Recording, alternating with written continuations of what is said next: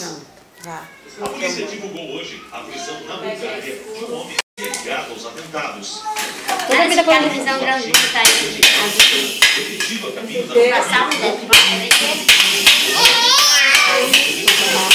Pra de onde, ó, vamos pra trás de onde? esses carrinhos azulzão aí. Tem estilo russo.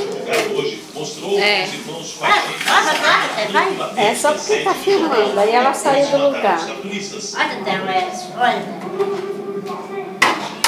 Eles gritaram: "Enviamos o profeta à caída do Iêmen." Com calma, eles recarregaram a arma e apresentaram o carro. Só depois de avançarem alguns metros, encontraram a polícia. Eles sentaram no carro e abriram fogo.